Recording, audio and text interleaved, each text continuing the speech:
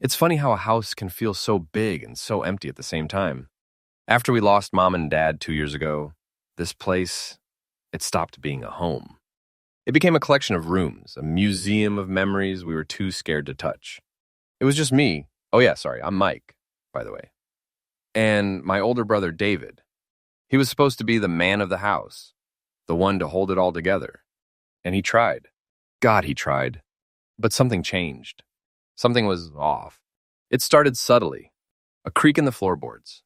The soft click of the front door lock. Every morning, like clockwork. 4:30 a.m. At first, I didn't think much of it. Maybe he couldn't sleep. Grief does that to you. I asked him about it once, over a bowl of cereal that tasted like cardboard. Hey, Dave, you heading out early again? He didn't look up. His movements were mechanical. Then he responded, yeah. Just going for a run. Clear my head. I then asked, at 4:30? The sun isn't even up. It's not safe. David forces a small smile and said, that's why I'm fast. Don't worry about it, Mike. Just get your homework done. A run. That was his first excuse. Then it was helping a friend move some stuff early before the traffic. Then it was volunteering at the shelter before my classes. The excuses were always just plausible enough to make me feel bad for asking. But they never felt true. They felt like flimsy paper walls he was building around a secret. And in our neighborhood, secrets usually had a name. I look out the window and I saw Scar. Everyone knew who he was. He was the shadow that hung over our streets. The guy who sold temporary escapes from reality in little plastic baggies. He preyed on the broken, the lost. And since our parents died, we were both pretty broken. The thought took root in my mind, a poisonous weed. What if David wasn't just running from our grief? What if he was running for Scar? I quickly went and started rummaging through David's room. It's neat, almost sterile, except for a pile of textbooks on his desk. I felt disgusting invading his privacy like this. It felt like a betrayal. But the fear of what he might be doing was stronger. I looked everywhere. Under the mattress, in his drawers, inside his shoe boxes. Nothing. I was about to give up, feeling like the world's worst brother, when my foot knocked against the corner of his bed frame. I heard it. A slight thud, but not from the frame. From the floor. My hand reaches down and pushes the rug aside. I ran my fingers along the floorboards.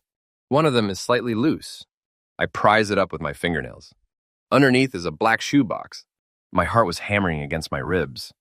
It felt like a drum solo in the silence of the house. I lifted the lid, and I forgot how to breathe. I looked down into the box. It's filled with cash. Bundles of 20s, 50s, and hundreds, held together by rubber bands. It wasn't just a few $100s.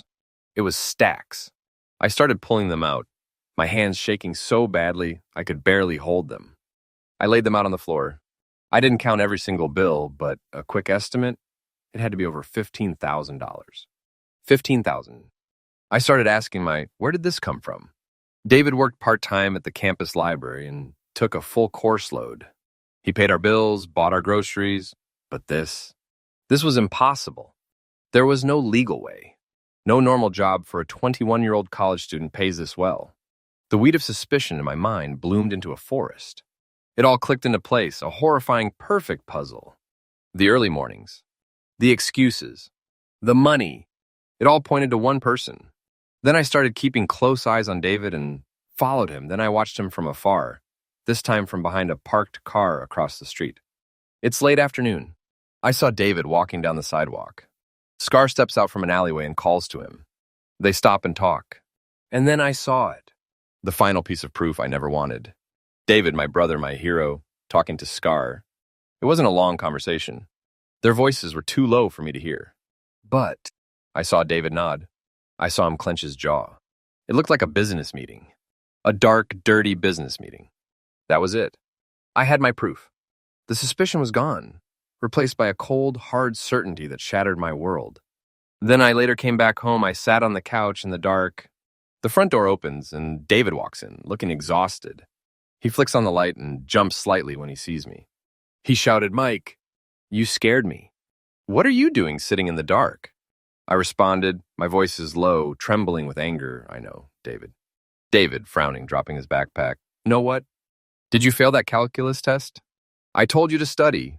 Then I said, don't. Don't you dare act like everything is normal. I know where you go every morning. David's face pales slightly. He avoids my gaze. David said, I told you I go for a run. I stood up, my voice rising. A run? A run that pays $15,000. I found the money, David. Under your floorboard. And today I saw you with Scar. So don't you lie to me anymore. You're dealing for him, aren't you? You're selling drugs. Is this what Mom and Dad would have wanted? For you to throw your life away to become him? He looks utterly stunned, his mouth slightly open. There's shock, hurt, and an ocean of exhaustion in his eyes. He looks at me, to the floor, to the wall. He opens his mouth to speak, but no words come out. He just shakes his head, a single defeated motion, and walks past me towards his room, closing the door softly behind him. He didn't even deny it. He just shut down. His silence was his confession, and it broke me. The anger inside me boiled over. If he wouldn't protect himself, then I would. The next day, I walked down the street. I was heading straight for the corner where Scar usually hangs out. He's there, leaning against his car. I don't know what I was thinking. My heart was a war drum. My hands were balled into fists. I was about to confront the most dangerous man in our neighborhood. But this was about David. I walked right up to Scar. Scar looked me up and down, a smirk on his face. Scar said, well, look what we have here. You're David's little brother, right? Mike, you lost? I tried to keep my voice steady. Stay away from my brother. Scar raises an eyebrow, genuinely amused. Scar said, excuse me? I know what he's doing for you. I know about the early mornings, the money. It stops. Today. You're not going to ruin his life. He's all I have left. Find someone else to do your dirty work. Scar's amusement fades. He pushes himself off the car and takes a step closer. I held my ground. Scar's face is serious now, almost confused. Scar said, kid, what in the hell are you talking about? Dirty work? Your brother dealing drugs? For me? He lets out a short, harsh laugh. It's not a mocking laugh, it's a laugh of pure disbelief. Then Scar said, you've got it so twisted, it's almost funny. Your brother has more integrity in his little finger than my whole crew combined. He wouldn't touch my business if his life depended on it. Hearing this from Scar, I froze. My voice continued trembling, then I said, but the money. The early mornings, I saw you talking to him. Scar sighs, rubbing his face. He looks tired. The early mornings? Kid, your brother gets up at 4:30 a.m. to take out the trash for half the people on this block. He cleans Mrs. Henderson's gutters. He does laundry for the Jacksons because their washer is broken. He cleans houses, Mike. That's what he does. He works. Harder than anyone I've ever met. I started shaking my head, confused. He cleans your house? Scar said, yeah. Sometimes. I've got a big place, and I'm a slob. He cleans it. But he never takes my money. Not a dime. Says it's blood money. He's got principles, your brother. Annoying, but respectable. Then I asked, but why? Why would he need that much money? The $15,000... Why work himself to the bone like that? It doesn't make sense. Scar's expression softens. He looks at me with something almost like pity. Then Scar said, you really don't know, do you? He never told you. Told me what? Last year? Do you remember last year around May? When you went missing for 2 days? When those lowlifes from downtown snatched you, thinking your family still had money? That's when I said, the kidnapping. I had tried so hard to block it out. The dark van, the fear, David had found me. He told me the police had handled it. He told me not to worry about it. They wanted a ransom. Scar nods slowly. 20 grand. 20,000. Your brother went everywhere. He begged the banks. He pleaded with what was left of your family. No one would help. He was falling apart. He was a desperate kid about to lose the only thing he had left. You. So he came to the last person he ever wanted to ask for help. He came to me. I lent him the money. The full $20,000. No interest. Just an agreement. He'd pay me back in 2 years. He didn't want you to know. He didn't want you to live with the guilt, knowing he was indebted to someone like me because of you. So he's been killing himself, working every odd job he can find before the sun comes up, just to pay back the money that saved your life. That $15,000 you found? That's for me. He was almost there. The sound of the city fades away. All I can hear is a high-pitched ringing in my ears. Then I ran home. The world is a blur of color and regret. My accusation echoed in my head. You're selling drugs. Is this what Mom and Dad would have wanted? I had accused him of being the very thing he was protecting me from. I saw him as a monster when he was being a martyr. The weight of his sacrifice, a secret he carried alone for a year, crashed down on me. I wasn't just wrong. I was cruel. I bursted through the front door. I found David in the kitchen, packing a small lunch. He looks up, his eyes still holding the hurt from last night. I gasped for breath, tears streaming down my face. David, I'm so sorry. David just looks at me, confused. I know everything. The ransom. The loan. Scar told me. Why? Why didn't you just tell me? David puts down the sandwich. A year of exhaustion finally settles on his shoulders. He slumps against the counter. His voice is quiet, heavy. It wasn't your burden to carry, Mike.